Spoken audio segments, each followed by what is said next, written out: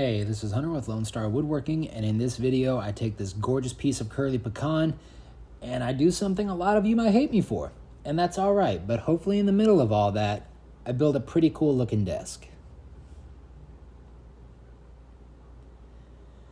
Alright y'all, so this build started off at Hamilton Lee Supply in Washington, Texas, and I was up there just visiting with Dan Nettles, who runs the Texas side of Hamilton Lee Supply.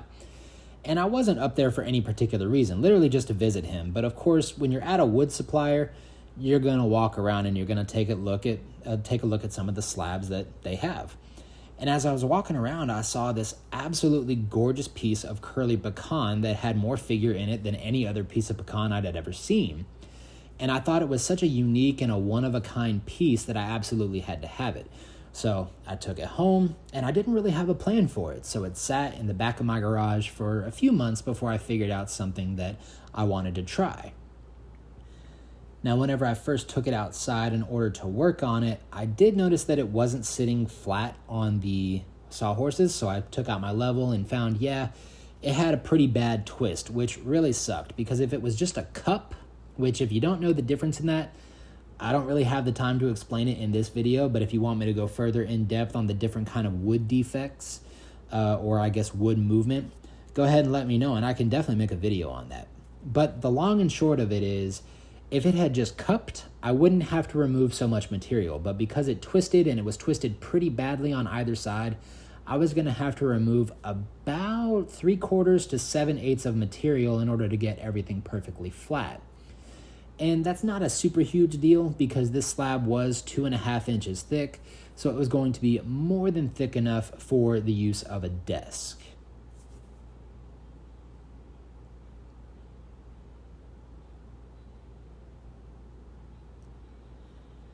Now, after everything was flattened out, it was time to take it outside and start getting everything squared up. Now, this thing has a pretty weird shape to it. So I did think that the perfectly squared, perfectly straight edges on either side was the way to go, not leaving any kind of live edge on it. So that's what I'm doing here. And that first cut is kind of arbitrary, right? You want to try to keep it as parallel to the opposite side as possible.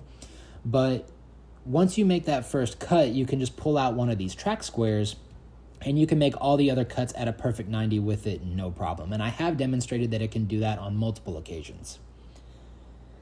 Now, something I try to do whenever I'm about to post a new YouTube video is I will watch all of the videos that I've posted, or at least some of the more recent ones, and I'll try to figure out something I'm not doing good or at all that I can definitely include or improve upon.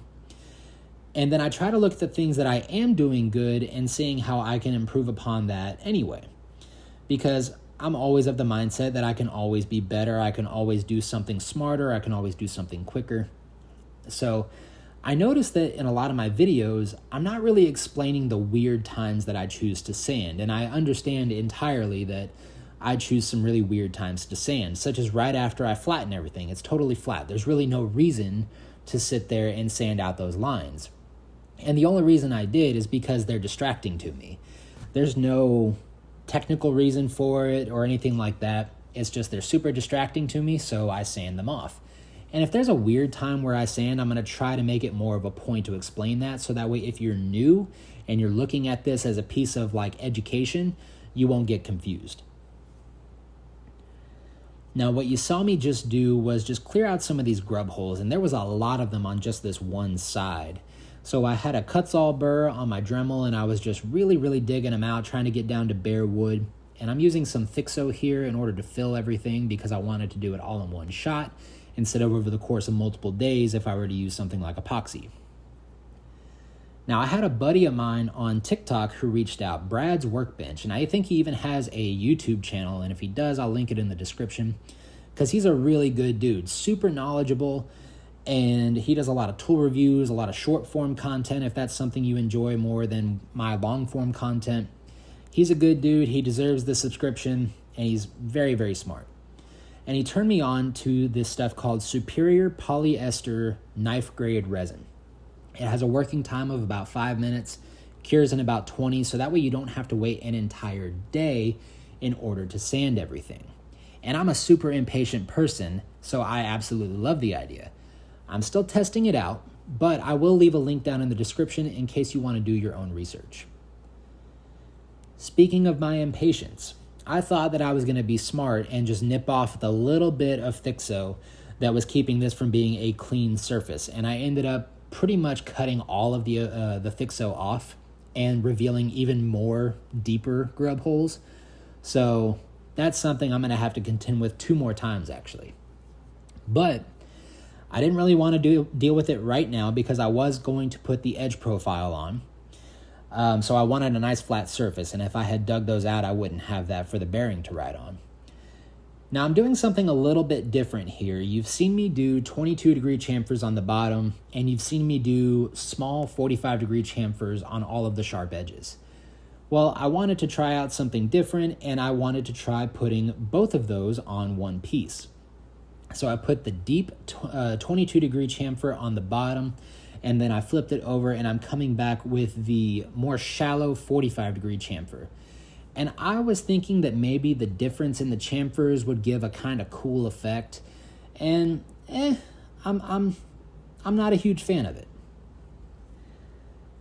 All right, so pause the video right here and tell me what you think about this test piece without skipping to the end and seeing the final product.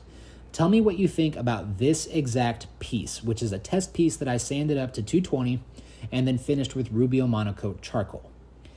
Because here's the thing, it had the exact effect that I wanted. That black stain kind of highlighted all of the curl and the crotch figuring on it and the feathering, and I thought it looked absolutely gorgeous, and I thought it looked super cool. I put some feelers out with that exact video on Facebook, Instagram, and TikTok. I got nothing but positive feedback for it, and so I went into the rest of the project with a ton of confidence on how this was going to look. But again, pause the video, let me know exactly what you think in that moment. All right, so my next attempt at filling these grub holes was to take the slab outside and use some of this Total Boat UV cured resin and just kind of fill them in, and pretty much as soon as it's exposed to the sunlight, I expected it to kind of gel up and not run all over the place. And for the most part, that's exactly what happened. And so I figured, okay, cool, I'm gonna pour it a little bit deep. I'm going to go inside, I'm going to draw out this leg template, and once I'm done with everything here, I'll pull it inside, and after a while, that should have been maybe an hour or 2, and everything should be nice and hard. And so that's exactly what I did. I left it outside, came inside, and this is just red oak that I got from Home Depot, which I actually have a bone to pick with Home Depot. Where do they get off charging $8.96 a board foot for 3/4 inch red oak? That's just absolutely ridiculous. It's like $3.25 at any other hardwood dealer. But that's my own rant. That's just something I wanted to get out of the way here. Now, I don't know what possessed me to sell my bandsaw something like 8 months ago, but I did. And so I had to cut all that out with a jigsaw, which wasn't a whole lot of fun. 3 battery changes and just not as efficient. But what is efficient is this new router table that I built myself, and it's super simple. It's just 2 pieces of plywood laminated together with a Jessom Model 2 router lift and a DeWalt 617 router as the spindle. And I love this thing. I love having router tables. I think they are such a diverse tool that have so many different applications to it. And plus, especially whenever you get to do this flush trimming, it is just so much fun.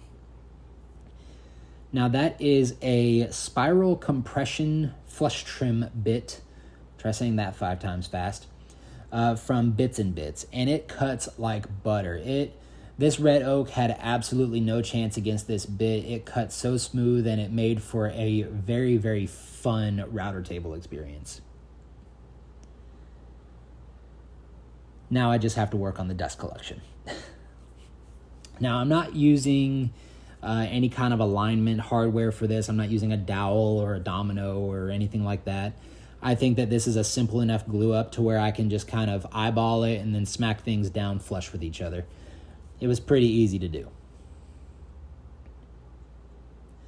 Now, while the glue on that was curing, I was going to bring this slab in, and yeah, it had been about an hour and a half since I put this thing out in the sun, and I was feeling along it, and there were still some spots that were kind of squishy, which should have kind of hinted at what this was going to be like right off the bat. But as I was sanding, I started noticing these wet spots, and I knew exactly what it was. It was uncured resin, and so I picked at one spot, and it just all fell out. Nothing had cured, only maybe the first 30-second of the pour had cured at all. So I unfortunately had to dig all of that out, clean all of it out, and I was pretty upset. So I moved on to something that I knew was going to be a success, which was just cleaning up the legs. I had let the glue cure for, I think, something like an hour.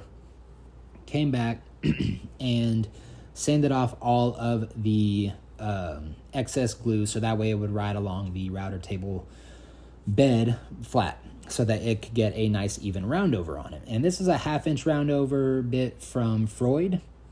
It's a really simple bit that you can get from Home Depot. I think it only cost me something like $23 or $24.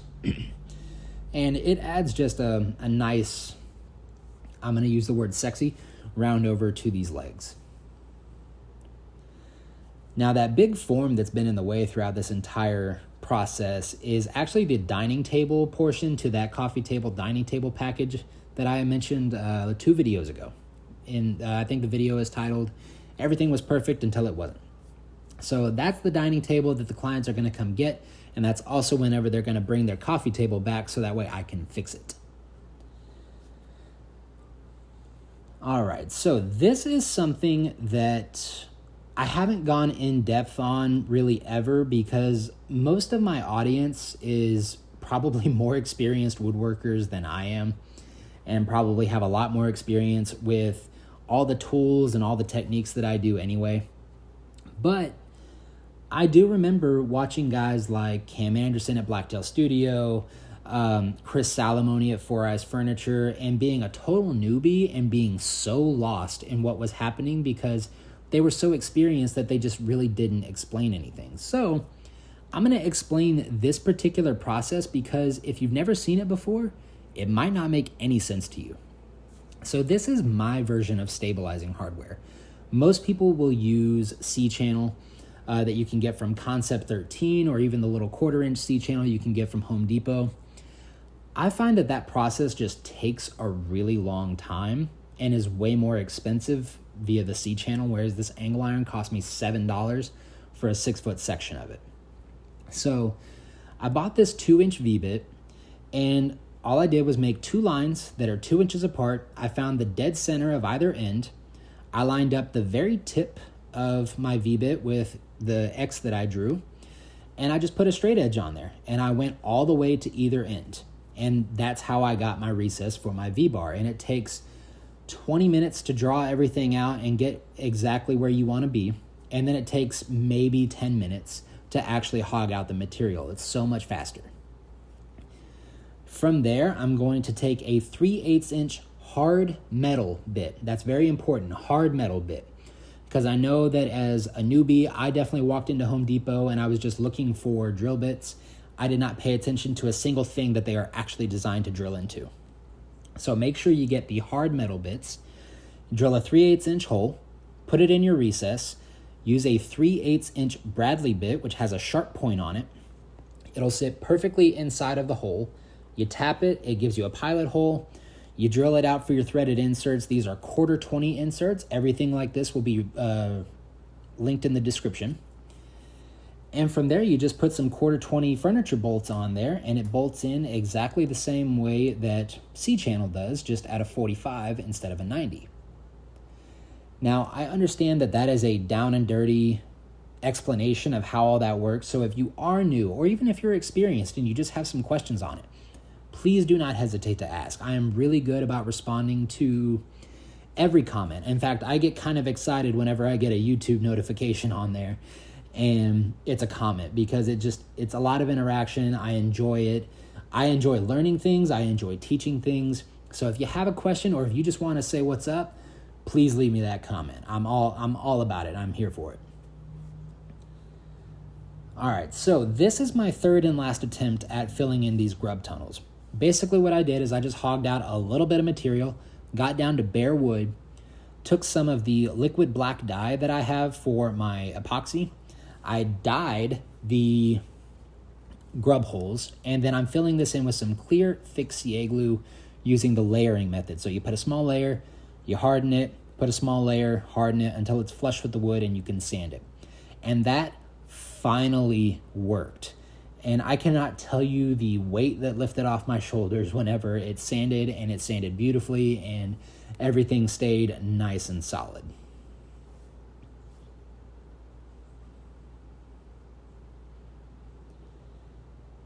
And as always, be very careful sanding your edge profile so that way you don't mess up the proportions.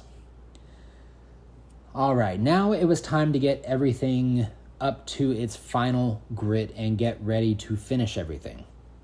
So I'm putting a soft pad on my sander, and I only took the legs up to 120. I didn't really feel the need to go too high on these because they're the legs.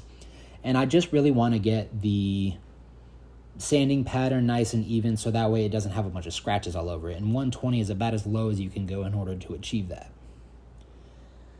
All right, so the finish I'm using is Rubio Monocoat Charcoal. It's basically just the black color of Rubio Monocoat. And oak, red oak, white oak, it doesn't really matter, is famous for staining and looking really good. I've never been upset with the way any oak has ever stained before, and this wasn't any different. I was very, very happy with the way the finish looked on those legs. From there, it was time to get the bottom up to 220, and the thing that you do have to be very, very diligent on is the sanding whenever you're using a black stain. Of course, you want to be diligent whenever you're sanding just in general, but with that black stain, if you leave too deep of a scratch, it's going to make it infinitely more noticeable. So you really, really have to be on point with your sanding if you're going to use a black stain or a black finish like I'm using.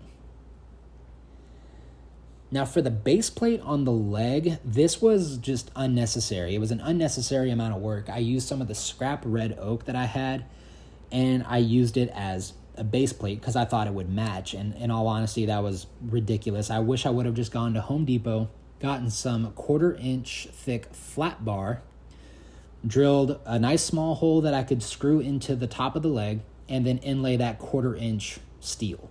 That would have been way smarter to do and a way more efficient use of my time. So just a quick tip if you're going to do that. Don't use thick pieces of wood as a base plate. All right, so you can see here I did finish the bottom already. I'm attaching all of the hardware. I'm going to attach the legs because I want to see what this is going to look like. Thankfully, the sun is kind of working in my favor here and hiding the figure right there, but you can still kind of see how this is going to go. All right, so when you're using Rubio Monocoat Charcoal, the initial application of it can be kind of shocking because right now this absolutely does just look like black paint. And I thought that's exactly how it was going to turn out whenever this was happening. So I was getting kind of nervous, but I decided I was going to trust the process. I was going to wait the 15 minutes, let it cure, come out, wipe everything off. I even brought my wife and my mother-in-law out there to get their honest opinions because that's never a blow to my ego. And all of us were kind of the same opinion, which was, You know, I mean, in the sun right now, it does look okay, but I promise you that like in normal lighting, all of the colors are just so muted. I did not like the way the heartwood looked. It just looked so subdued. And so what I did is I waited an entire week. And the idea that I had is I was going to sand back some of the finish, and I was going to reveal some of the more natural colors that this pecan has. You know, that kind of burnt orange, heartwood, some of the lighter sapwood, hopefully reveal a little bit more of that figure in it, make it a more prominent thing within the finish. And what I'm going to do here is instead of using charcoal again, I'm going to use just Rubio Monocoat Pure. Because again, I'm not trying to add any more color to it. I just did all that work taking the color off. And I liked the way this looked a lot more. Now that is not to say that this is one of my favorite projects. It most certainly is not. But this was an experiment, and it was a fun experiment. So guys, if this video teaches you absolutely nothing, and you hated every last minute of this, but for some reason made it this far in the video, the only real lesson that you should take away from this is try new things. Get out of your comfort zone, and don't be afraid to just not like what you're making, because you're going to learn something either way. Now, if you did make it this far into the video and you enjoyed what you saw and you think I'm providing content that you would like to see more of in the future, it would be awesome to have you along for the ride as this channel grows, because it is growing at a pretty crazy rate. I just passed 1,000 subscribers last week, and it was a lot of fun to get that notification. It's a lot of fun having y'all along for the ride. Again, guys, if I missed anything or if you want more information, please do not hesitate to leave a comment. If you want to come back and come along with the ride with me, I would really appreciate a subscription. All right, guys, I hope you learned something. I hope you enjoyed, and I hope to see you next time. See ya.